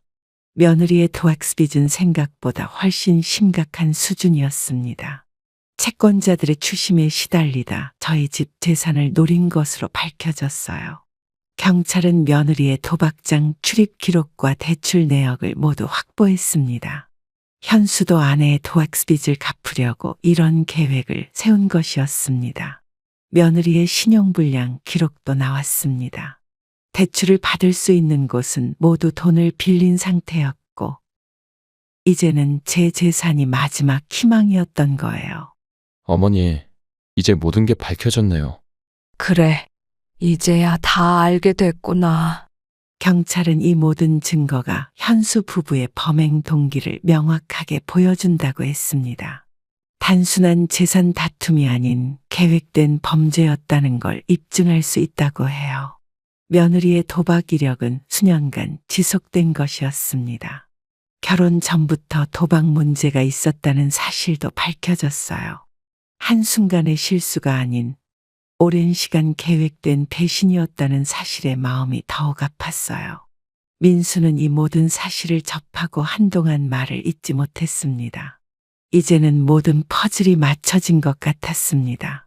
갑작스러운 태도 변화, SNS의 글, 요양원 계획까지 모든 것이 도박빚과 연결되어 있었어요. 경찰서를 나오면서 하늘을 올려다보았습니다. 밤하늘의 별들은 여전히 그 자리에 있었지만 세상은 너무나 달라져 있었어요. 경찰은 공항에서 극적으로 현수 부부를 검거했습니다. 해외로 도주하려던 찰나였다고 해요. 어머님 두 사람 모두 체포했습니다. 비행기 표까지 끊어놨더라고요. 어머니, 이제 안심하셔도 됩니다. 공항 CCTV에는 황급히 출국장으로 향하던 현수 부부의 모습이 찍혀 있었습니다. 수화물 속에는 현금 다발과 귀금속이 가득했다고 해요. 경찰 조사 결과 이들은 동남아시아의 한 국가로 도주할 계획이었다고 합니다. 현수의 가방에서는 위조된 여권도 발견되었습니다.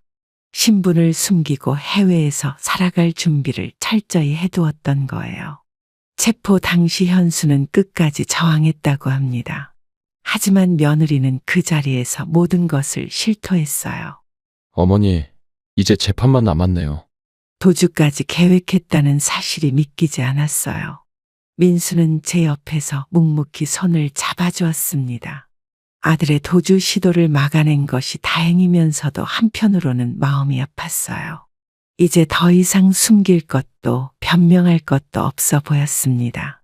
모든 것이 명백한 증거로 드러났어요. 저녁 하늘을 바라보며 깊은 한숨이 나왔습니다. 하지만 이제는 두렵지 않았어요. 진실이 밝혀졌으니까요. 재판 결과가 나왔습니다. 법원은 큰아들과 며느리의 모든 혐의를 인정하고 저의 전적인 승소 판결을 내렸어요. 결국 징역형을 받았네요. 판사는 현수 부부의 행위가 심각한 노인학대에 해당한다고 판단했습니다.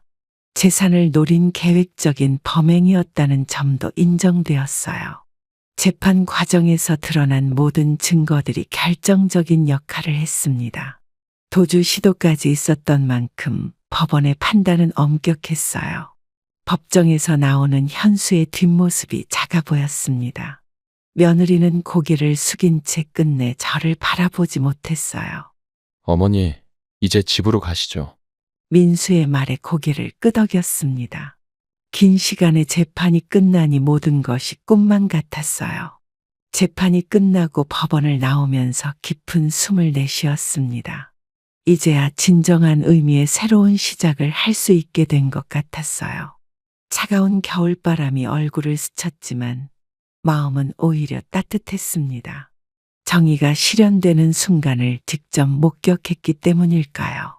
법원 계단을 내려오면서 문득 남편 생각이 났습니다. 이런 결말을 보시면 남편도 마음이 아프시겠지만 한편으로는 안도하실 것 같았어요. 집으로 돌아가는 차 안에서 창밖을 바라보았습니다. 이제는 더 이상 두렵지 않았어요. 법이 저의 편이 되어 주었으니까요. 민수는 운전하면서도 가끔 제 표정을 살폈습니다. 아들은 이 모든 과정에서 든든한 버팀목이 되어 주었어요. 재판이 끝난 후 현수 부부가 사과하러 왔다는 연락을 받았습니다. 민수를 통해 만남을 요청했다고 해요. 어머니, 한 번만 용서해 주세요. 우리가 정말 큰 잘못을 했어요. 이제 와서 무슨 용서야? 어머님, 저희가 진심으로 뉘우치고 있어요. 형, 너무 늦었어요. 그래도 마지막으로 한 번만.